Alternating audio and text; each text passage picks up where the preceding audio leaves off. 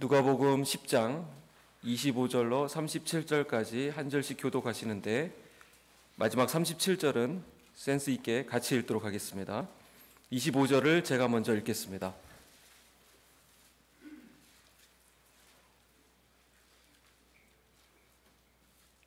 어떤 율법 교사가 일어나 예수를 시험하여 이르되 선생님, 내가 무엇을 하여야 영생을 얻으리이까?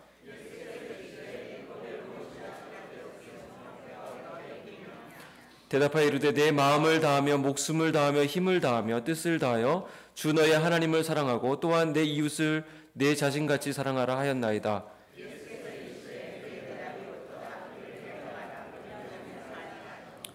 그 사람이 자기를 옳게 보이려고 예수께 여짜오되 그러면 내 이웃이 누구니이까?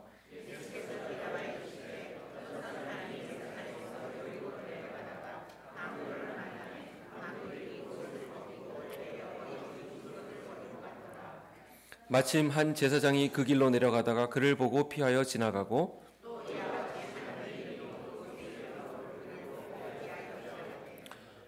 어떤 사마리아 사람은 여행하는 중 거기 이르러 그를 보고 불쌍히 여겨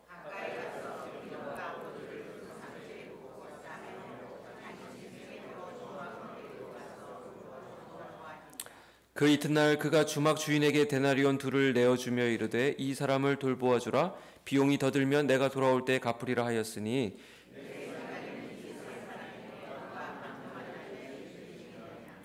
이르되 자비를 베푼 자니이다. 예수께서 이르시되 가서 너도 이와 같이 하라 하시니라. 아멘. 오늘 본문은 선한 사마리아 비유라고 잘 알려진 유명한 말씀입니다. 너무나 유명하기 때문에 우리는 자칫 잘못하면 그냥 우리가 알고 있는 그 틀에 가둬놓고 이 본문을 보기가 쉽습니다. 그래서 그런 실수를 범하지 않기 위해서 성경에서 이 비유가 어떤 위치를 차지하고 있는지 살펴볼 필요가 있습니다. 이 비유는 누가복음에만 등장하고 있습니다. 성경의 많은 비유들이 여러 복음서에 걸쳐서 이렇게 나오는 경우가 많은데 이 비유는 누가복음에만 나온다는 것이 중요한 부분입니다. 왜냐하면 누가는 다른 복음서 저자들과는 달리 이방인들을 대상으로 이 복음서를 기록했기 때문입니다. 그러니까 이 본문의 독자들은 이방인들입니다.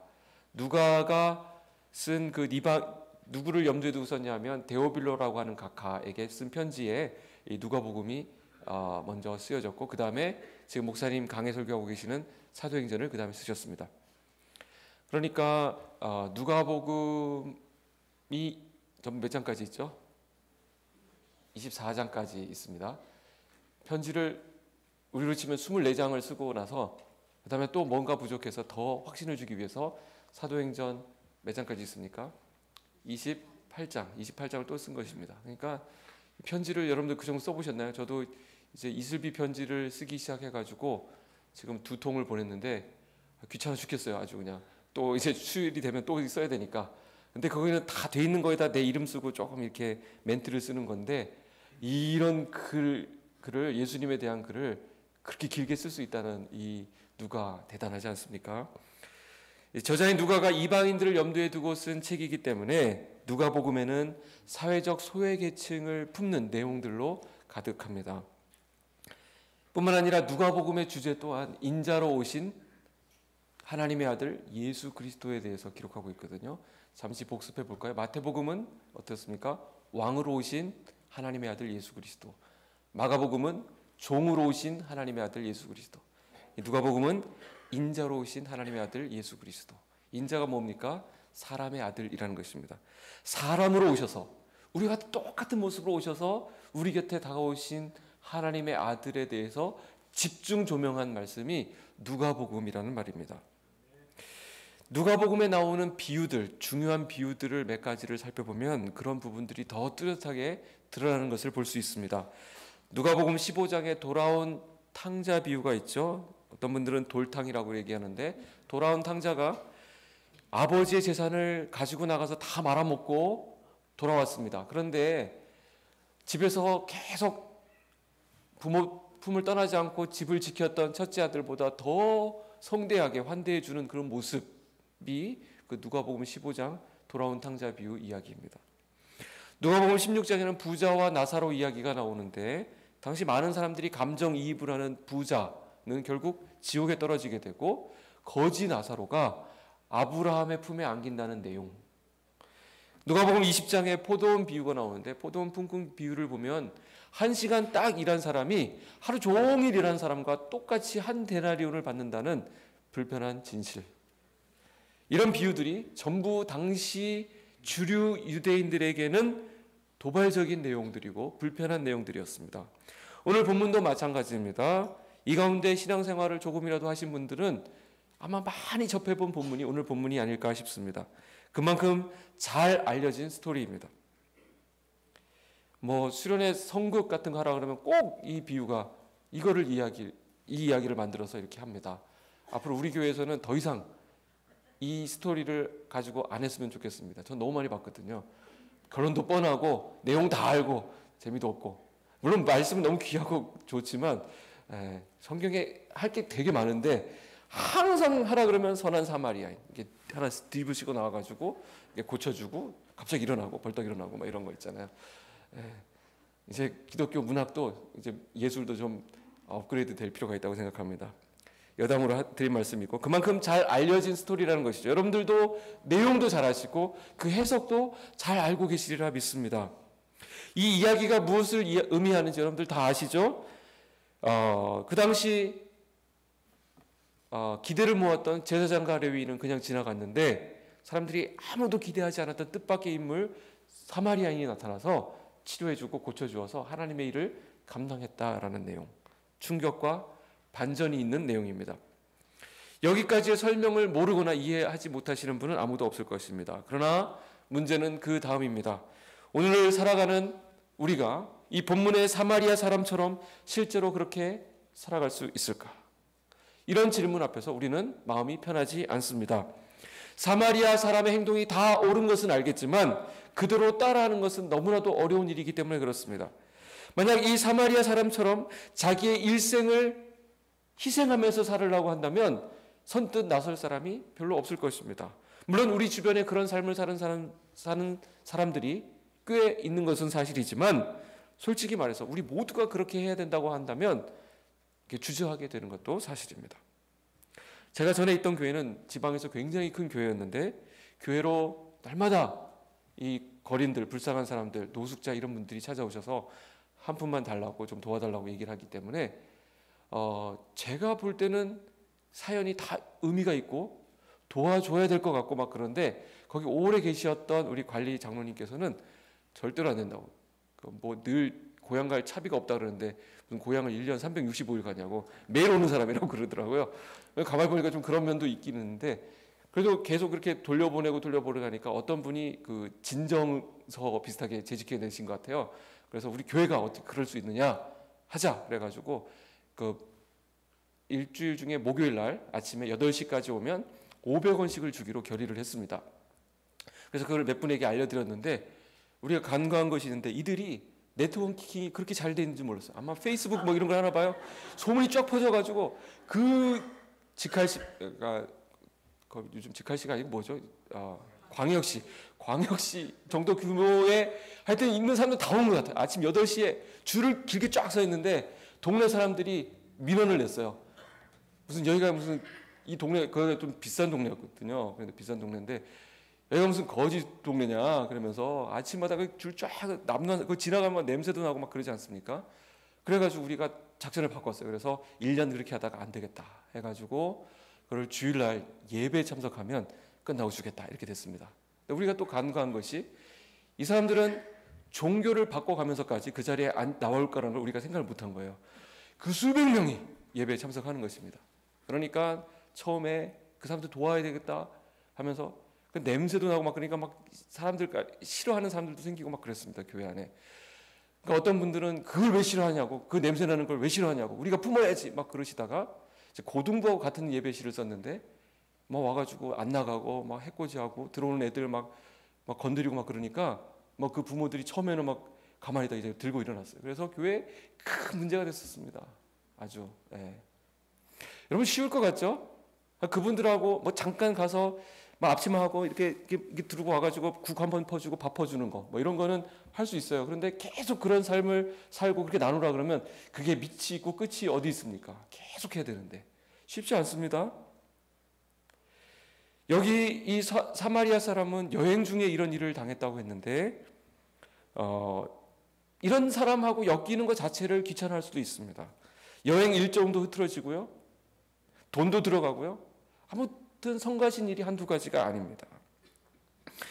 그러나 본문을 배경으로 하는 이 시대와는 달리 오늘날에는 사회 안전망이 잘 구축되어 있기 때문에 그런 일들을 감당하는 것을 보게 됩니다. 한국이나 미국처럼 사회복지 시스템이 잘 갖춰진 이런 나라에서는 극빈자나 장애인들을 위한 사회보장제도가 잘 마련되어 있습니다. 경찰이나 각종 정부기관들, 사회사업단체들이 이 사마리아 사람과 같은 역할들을 감당하는 것을 볼 수 있습니다. 그래서 일반 시민들은 크게 양심의 가책을 느끼지 않고 내가 내는 세금으로 그런 일들이 일어나는구나, 됐다, 나는 내 할 일 했다, 이렇게 생각하기 쉽다라는 것이죠.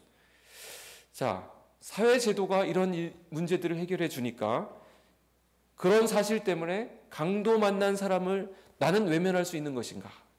그냥 사회, 국가의 그런 단체에 맡기고 나는 가만히 있어도 되는 것인가 하는 문제가 남습니다. 일반 사람들은 그렇다 치더라도 우리 그리스도인들도 그렇게 해서 되겠는가? 그런 생각을 가져도 되겠는가? 그런 방식으로 이런 상황들을 외면해 버릴 수 있겠는가?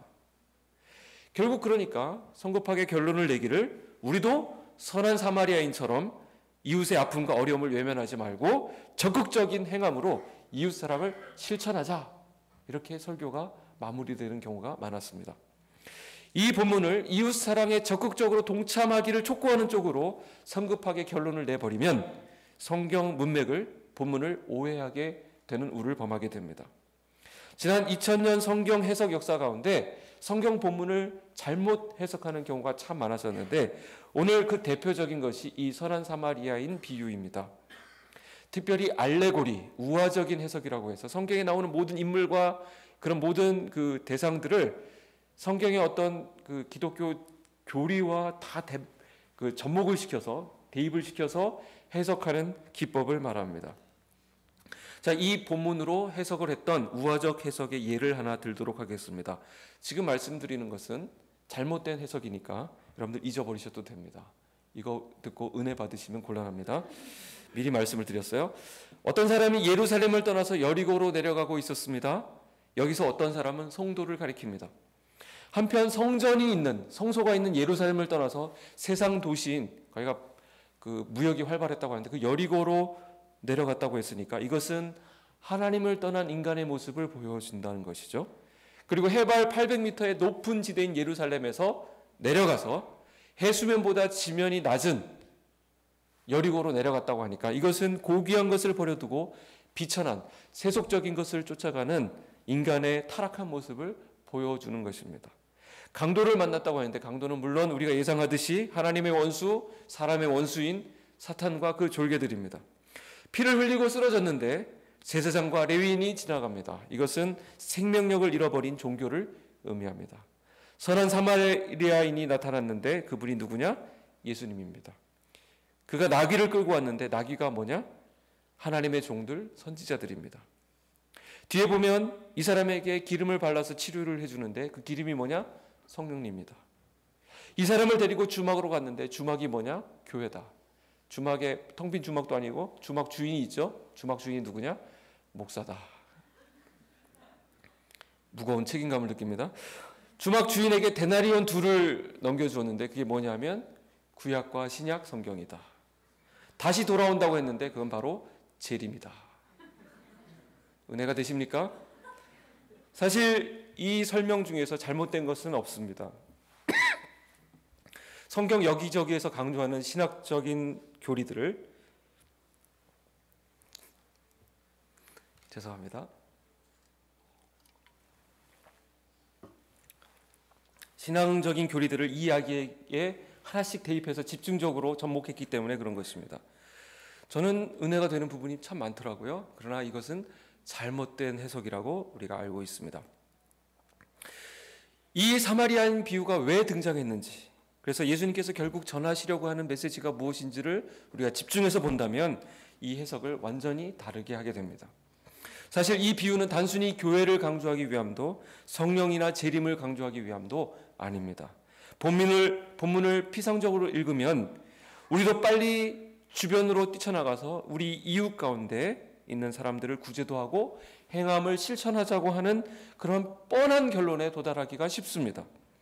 그러나 뜻밖에도 이 이야기가 시작된 동기를 살펴보게 되면 우리가 생각하는 것과 사뭇 다르다는 것을 발견하게 됩니다.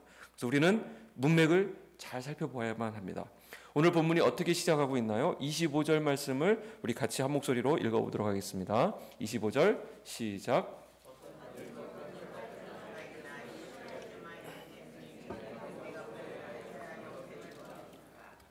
여기 어떤 율법 교사가 나옵니다. 오늘날로 치면 신학교에서 성경만 연구하고 하루 종일 성경만 가르치고 토론하는 그런 사람이고, 당시 사회 문화적 관점에서 본다고 한다면 최상위 탑 클래스에 속하는 사람입니다. 이 사람은 예수님을 자신의 종교적인 라이벌로 생각했던 나머지 예수님께 와서 아주 그 곤란한 질문을 던져서 예수님에게 결정타를 먹이려고 찾아온 것입니다. 그러나 예수님과의 대화를 통해서 결국 이 사람에게 있었던 두 가지 문제점이 발견되게 되는데, 그것은 하나는 진리에 대한 오해이고 또 하나는 이웃에 대한 편견이었습니다. 내가 무엇을 하여야 영생을 얻으리까? 굉장히 중요한 질문이죠. 이것은 기독교인뿐만 아니라 지금 모든 사람들에게 비켜갈 수 없는 너무나도 중요한 질문입니다. 온 인류는 이 문제를 풀기 위해서 지금까지 발버둥쳐 왔습니다. 그 중요한 주제로 질문한 것까지는 좋은데 질문이 좀 삐딱하다는 걸 여러분들 발견하셨나요? 내가 무엇을 하여야 영생을 얻으리까? 예수님께 영생을 묻는데 거기에 보면 뭐가 단서가 있습니까? 무엇을 하여야. 이 율법 교사의 의식 속에 어떤 개념이 담겨 있냐면, 영생이라고 하는 것을 얻기 위해서는 내가 뭔가 공로를 쌓거나 무슨 행위를 하거나 어떤 적합한 행동을 해야, 무엇을 하여야 영생을 얻으리라고 생각하고 있었다라는 것입니다. 즉 행위로 구원받는다라는 생각이 이 율법 교사를 지배하고 있었습니다. 이 영생이라고 하는 주제 자체는 누구나 가질 수 있는 질문인데 반해서 그의 방법론은 행위론에 머물러 있었던 것이죠. 그래서 예수님께서 이렇게 답변하십니다. 율법에 어떻게 기록되어 있으며 네가 그것을 어떻게 읽느냐. 다시 말해서 너는 그 율법을 어떻게 해석하느냐라는 것입니다. 성경을 읽는 것만이 중요한 것이 아니라, 읽는 것 물론 중요하지만 그 읽는 것을 어떻게 해석하고 어떻게 풀어나가느냐가 더 관건이라는 것을 말씀하고 있는 것입니다. 그래서 율법교사는 예수님의 질문에 주저함 없이 막힘없이 답을 합니다. 27절에 보시면 대답하여 이르되 내 마음을 다하며 목숨을 다하며 힘을 다하며 뜻을 다하여 주 너의 하나님을 사랑하고 또한 내 이웃을 내 자신같이 사랑하라 하였나이다. 지금 율법 교사가 한 이 답변은 완벽한 답변인 거 아십니까? 여기서 더 이상 더 좋은 답변을 기대할 수가 없습니다. 여러분, 성경을 쪼려서 한마디로 얘기해 보라 그러면 첫째 하나님 사랑, 둘째 이웃 사랑. 이건 100점짜리 답입니다. 그래서 예수님께서도 그의 말에 동의를 하셨습니다. 내 말이 옳도다. 근데 그 말씀을 하시면서 곧바로 뭐라고 말씀하시냐면 이를 행하라 그리하면 살리라 그랬습니다. 자, 이를 행하라 그리하면 살리라. 이 말씀은 무슨 의미일까요?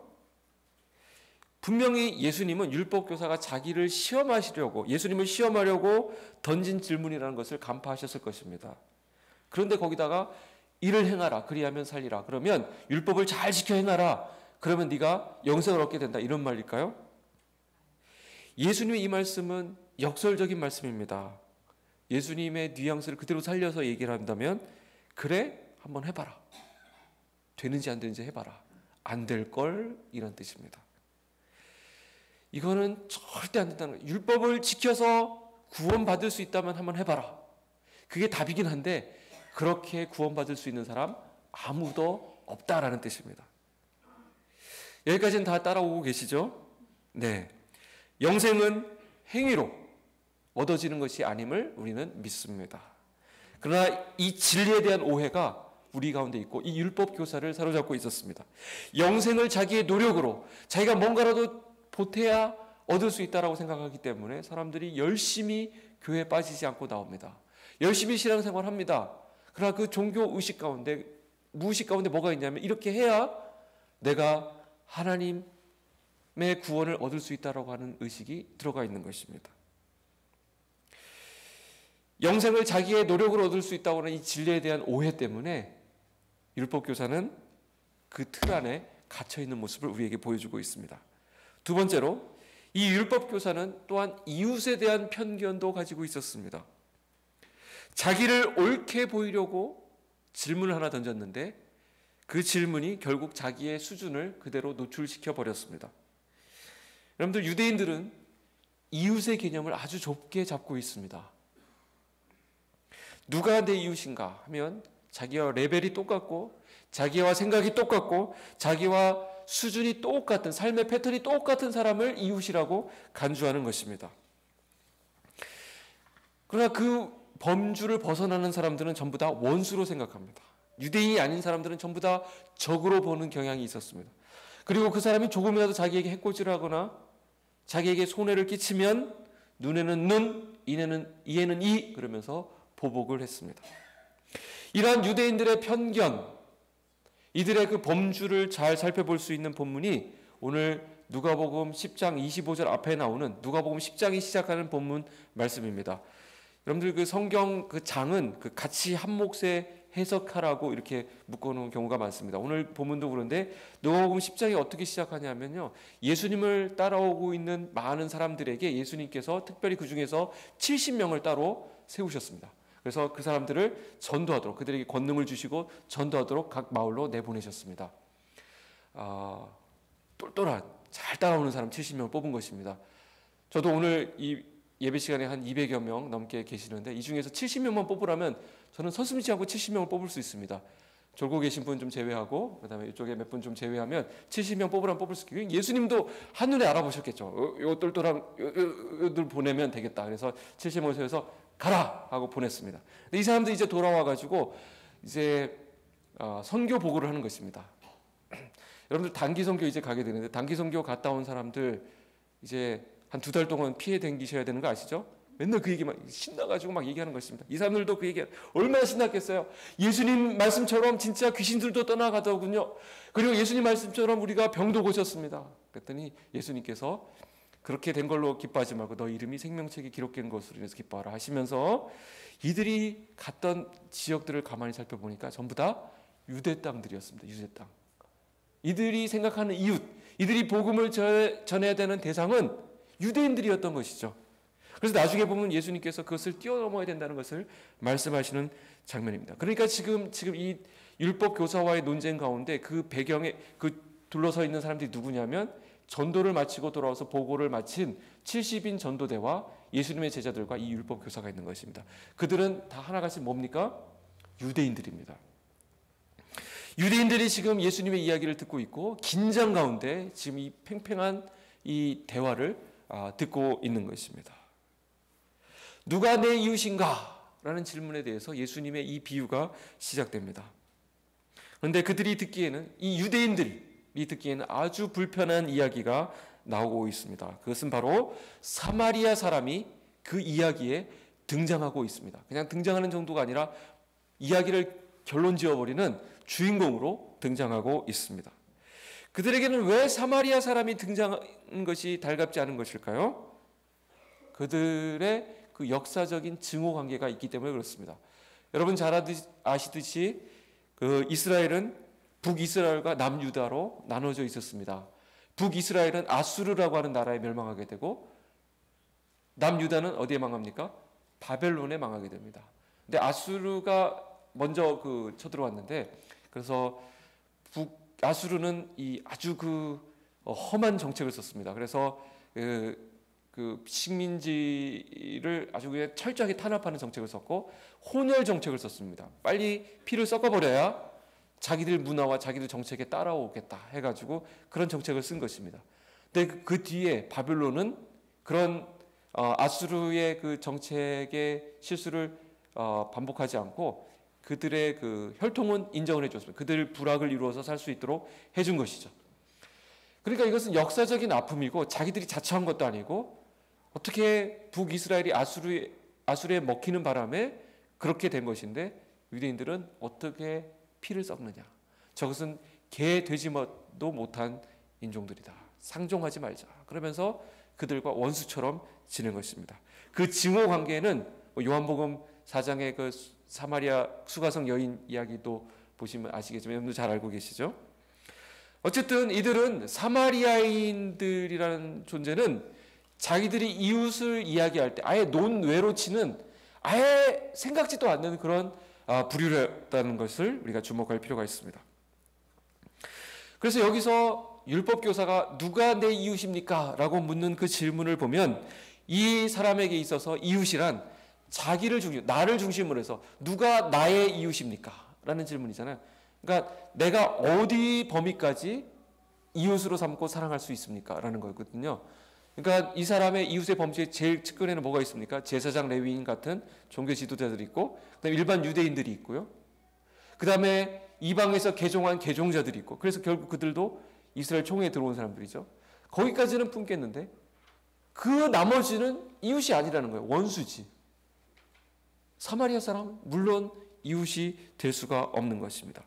근데 이 사람은 누가 내 이웃입니까? 라고 물었는데 예수님은 나중에 답변을 하시면서 누가 이 강도 만난 자의 이웃이 되겠느냐 이렇게 결론을 지으시거든요. 예수님에게 있어서 이웃의 개념은 나로부터 시작하는 것이 아니라 그 강도 만난 사람으로부터 시작해 누가 그 사람의 이웃이 될 수 있겠느냐 바로 네가 할 수 있겠느냐 없겠느냐 그것을 묻고 있다는 것입니다. 무슨 말이죠?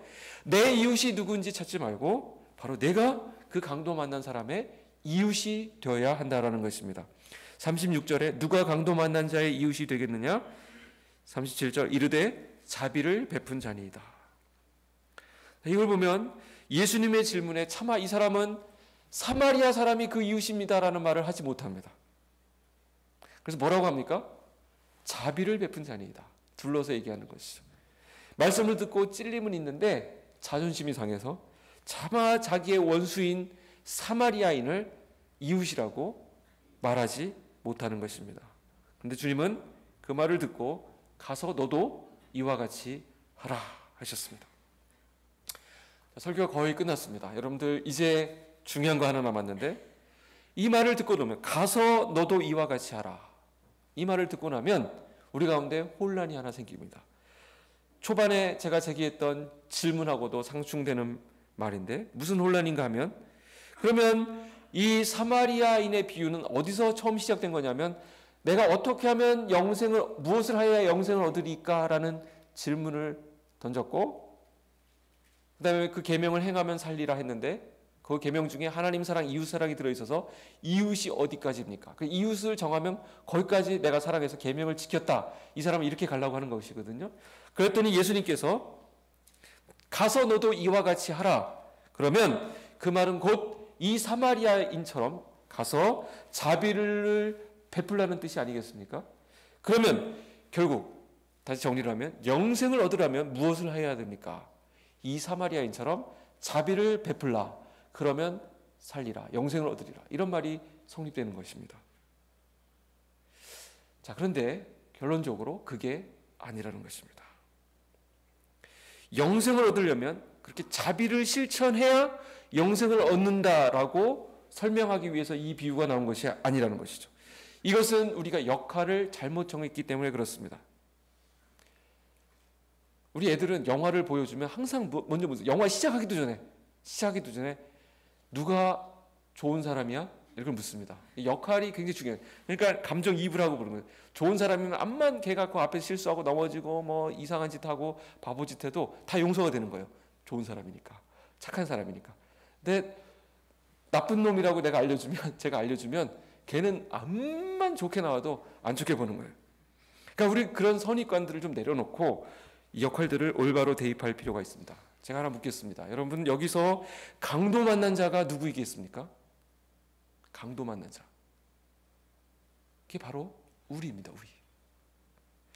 우리가 바로 그 여리고 길에 내려가는 길에 널브러져 있었던 내팽개쳐져 있었던 강도 만난 자라는 사실을 우리가 거기에 누워있지 않으면 이 비유는 절대로 풀리지 않는다라는 것이죠. 누가 강도 만난 자라고요? 내가 바로 그 길바닥에 죽어가던 자들입니다.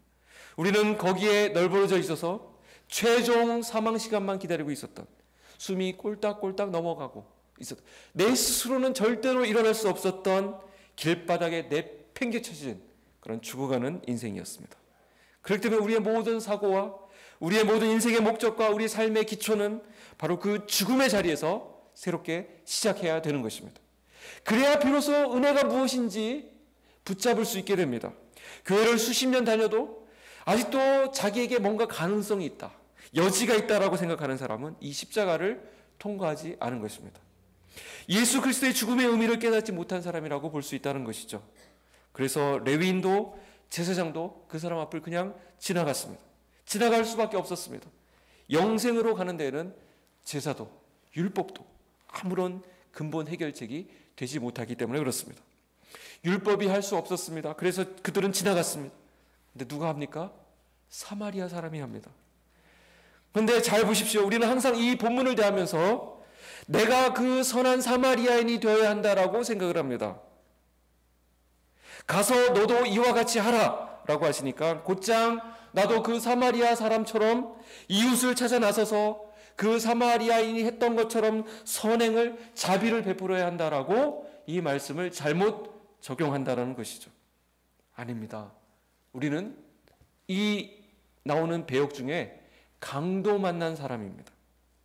길바닥에서 강도를 만나 죽어있던 그 배역이, 그 역할이 우리 역할입니다. 그러니까 함부로 막 일어나면 안 돼요. 그 배역하다 보면 자기 배역 그 엑스트라 그런 거 얘기 들으시죠. 엑스트라로 칼 맞아 이렇게 죽어야 되는데 TV에 조금이라도 더 나오려고 막 더 하다가 감독이 컷 이렇게 잘라버리는 거죠. 예. 죽어 있어야 돼. 더 죽어 있어. 아직 일어나면 안 되는 것입니다. 우리의 삶을 보니까 우리는 사단에게 강도당한 모습이라는 것을 우리가 부인할 수 없습니다. 행복과 사랑과 기쁨이 완전히 다 짓밟히고 모조리 빼앗겨 버렸습니다. 미움에 찢기고 가난에 핥히고 거짓에 얻어맞고 질병에 짓이겨진 그러한 처참한 삶을 우리가 살아가고 있었습니다. 그럼 여기서 사마리아 사람은 누구일까요? 예수 그리스도이십니다. 당시 유대인들에 의해서 멸시받고 조롱받고 고난당하셨다, 침뱉음 당하셨다, 사람들이 경멸하던 그 예수 그리스도를 표상하고 있는 것입니다. 그 사마리아 사람 취급을 누가 받으시냐면 나중에 예수님께서 받으십니다. 그래서 어떻게 됩니까? 사마리아인처럼 온갖 배척과 비하와 모욕을 온몸으로 받으시면서 십자가를 지시고 고난을 받으셨던 것입니다. 누구로부터요? 유대인들로부터요. 그래서 이 사마리아인은 앞으로 오실 예수 그리스도를 표상한다라고 말합니다. 그런 관점에서 33절을 한번 보시기 바랍니다. 어떤 사마리아 사람은 여행하는 중 거기 이르러 그를 보고 불쌍히 여겨 그랬습니다. 여기 불쌍히 여겨라는 말이 중요한데 우린 여기서 예수님의 자화상을 보게 됩니다. 선한 사마리아 사람이라고 보통 이야기를 하는데 그 이유는 이 사마리아인의 모습에서 예수 그리스도의 모습을 발견할 수 있기 때문에 그렇습니다. 원래 본문에는 선한이라는 수식어가 없습니다. 그러나 후대에 그 앞에 선한이라고 하는 수식어를 붙이기 시작했습니다.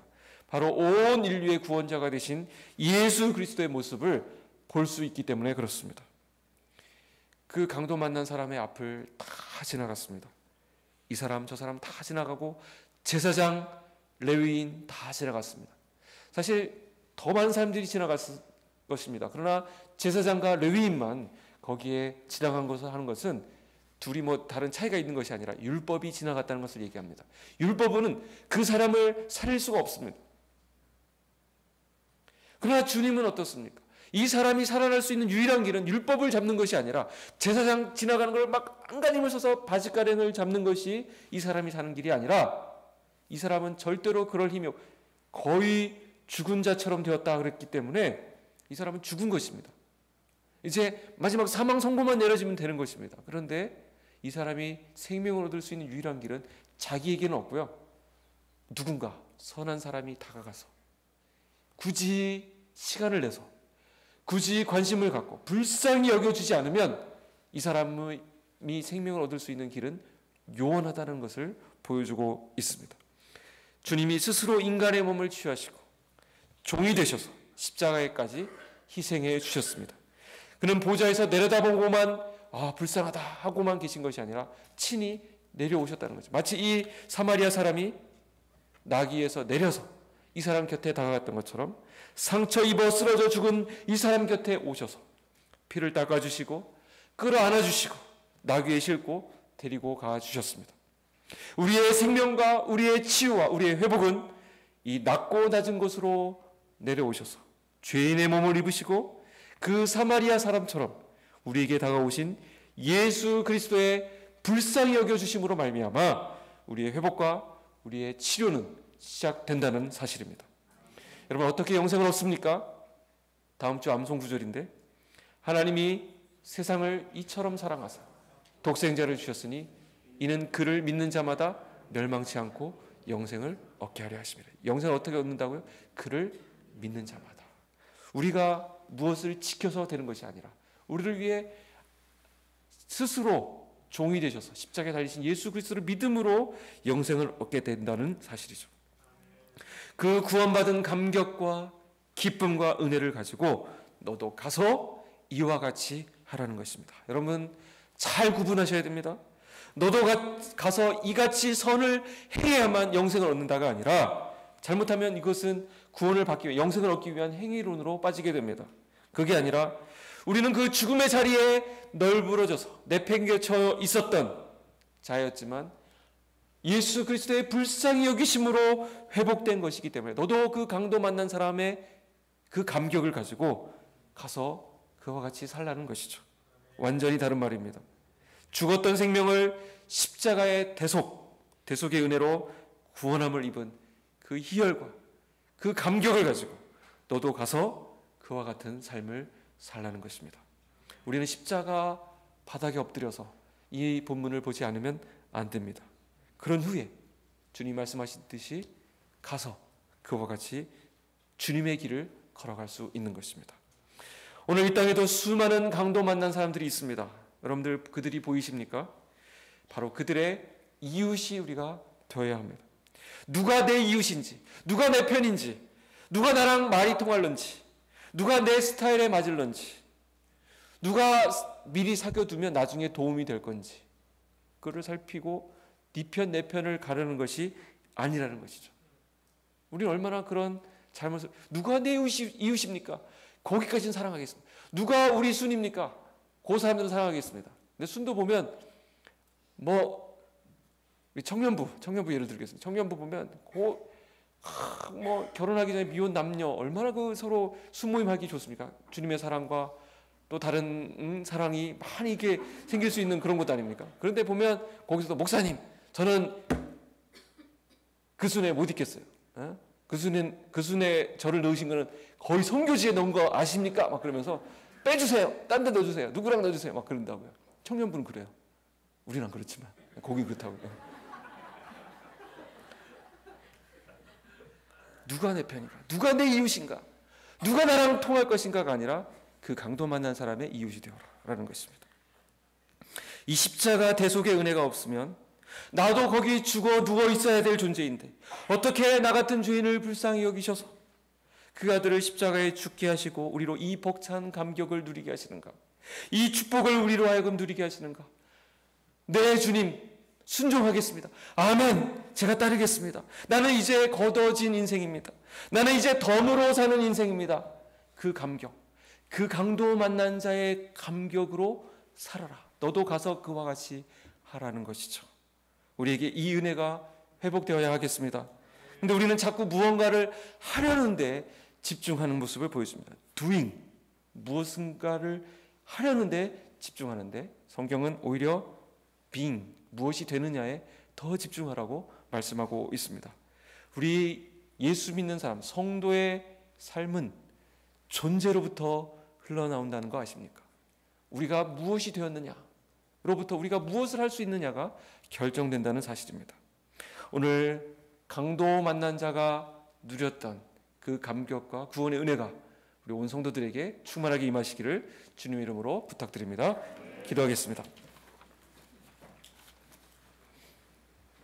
하나님, 우리는 강도 만난 자입니다. 널브러져 있었고 쓰러져 있었고 죽어가던 저희들을 친히 우리에게 내려오셔서 우리의 피를 닦아주시고 우리를 치유하여 주시고 나귀에 태우시고 우리를 온전히 회복하여 주셔서 우리에게 하늘의 생명을 허락하신 하나님의 은혜를 감사드립니다. 우리가 한순간도 그 은혜를 잊지 않게 하여 주시옵소서.